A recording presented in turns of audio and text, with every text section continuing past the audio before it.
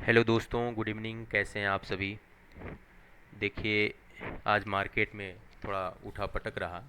Nifty 50 point ऊपर होके बंद हुआ और बैंक निफ्टी 46 पॉइंट नीचे और फिर निफ्टी 30 पॉइंट नीचे होके बंद हुआ। एक तरीके से बहुत मार्केट में रेंज बाउंड मार्केट रहा। तो उसके बात करने से पहले थोड़ा सा हम आज आपको थोड़ा सा न्यूज़ से अपडेट करना चाहते हैं। वो भी हम जो चीज़ें अपडेट देना चाहते हैं स्टॉक मार्केट से रिलेटेड, जो चीज़ें मुझे निकालनी चाहिए मार्केट को लेके न्यूज़ से अपडेट होकर, वो मैं आप लोगों को थोड़ा प्रोवाइड कराना चाहता हूँ।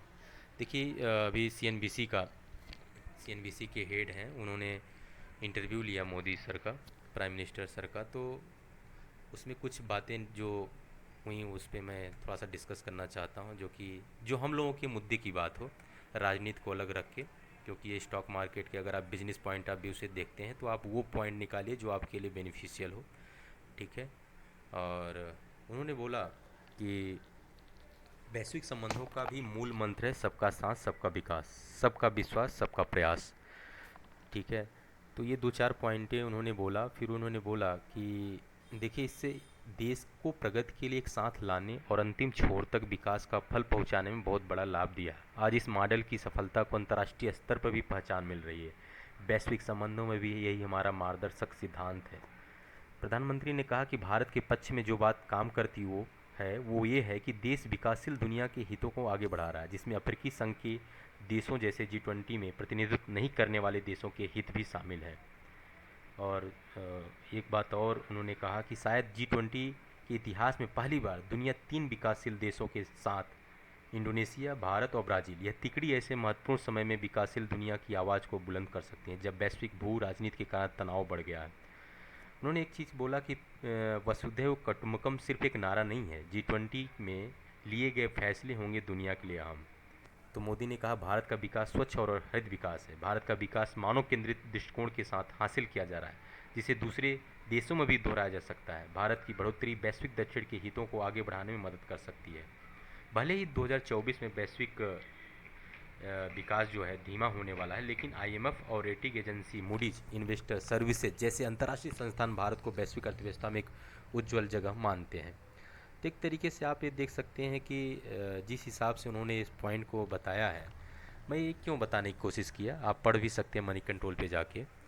देखिए, ग्लोबल लीडर आने वाले हैं, G20 की बैठक होने वाली है। तो एक तरीके से आप पूरी दुनिया का जो नज़रिया होगा हमारे भारत की इकनॉमी को लेके एक अलग रूप से होगा। अगर यहाँ कोई निवेश करेगा तो कौन सा ऐसा बेस देखेगा कि मुझे यहाँ निवेश करना चाहिए। तो उसके लिए कुछ पॉइंट वो लोग ढूंढते हैं, चाहे इन्वेस्टर हों, चाहे पेंशनर फंड हों, कोई भी हो। ठीक है। तो उसके पीछे उन लोगों की बहुत लंबी लॉजिक होती है। और एक तो पॉपुलेशन भी बीमारी, भारत नंबर 1 पे आ गया है। तो आप इमेजिन कर सकते हैं कि यहाँ कितना ज़्यादा अभी अवसर छुपा हुआ है ग्रोथ का। और लगातार बोल रहे हैं कि हम इकोनॉमी को टॉप 3 में लाने की कोशिश करेंगे। तो अगर टॉप 3 में लाने से पहले क्या होगा, जब स्टॉक मार्केट में बूम नहीं आएगा, स्टॉक मार्केट में कोई बढ़ोतरी नहीं होगी, तो कैसे हमारी देश की इकोनॉमी ग्रोथ होगी। तो एक तरीके से आपको मैं अपडेट देने की कोशिश कर रहा हूँ कि आप वो चीज़ सोचिए इन फ्यूचर कि हमारी इकोनॉमी की ग्रोथ क्या हो सकती है आने वाले समय में। तो उस हिसाब से आप अपना निवेश कर सकते हैं। अभी देखिए 2024 में चुनाव है, उसके पहले पहले अभी बहुत अच्छे ऐसे स्टॉक हैं जो कि आपको अच्छा खासा रिटर्न दे सकते हैं। आप रिसर्च करें, फाइनेंशियल सेक्टर में ऐसे स्टॉक पड़े हुए हैं भर भर के, फार्मा सेक्टर अच्छे पड़े हुए हैं, आईटी सेक्टर हैं। रिसर्च करें ज़्यादा से ज़्यादा, है ना, उसके बाद निवेश करें।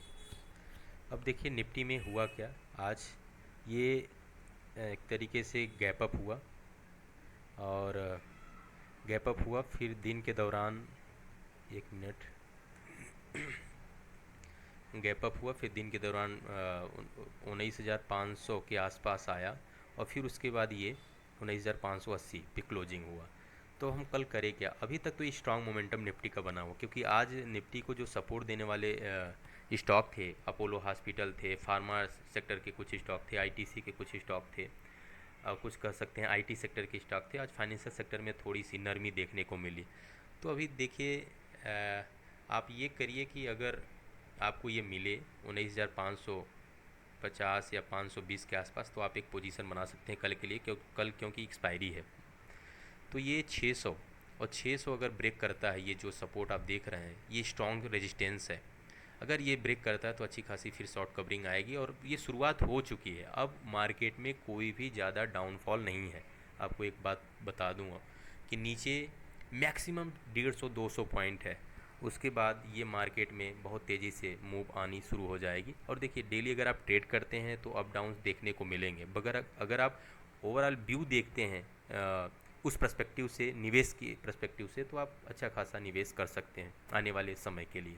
ठीक है, ये रहा निफ्टी का हाल। तो अभी ये सपोर्ट बना हुआ है 19,550। अगर ये यहाँ आपको मिलता है दिन के दौरान कल, तो आप बाई कर सकते हैं 500, 450, 500 का स्टॉप लॉस लगा के। ठीक है, ये रहा निफ्टी का हाल। और बैंक निफ्टी में आप देख सकते हैं, बैंक निफ्टी में भी वही हाल रहा कि ये खुला ऊपर यहाँ से और फिर इस तरीके से डाउन मोमेंट बना, और ये अभी सपोर्ट आया था 44,400 के आसपास।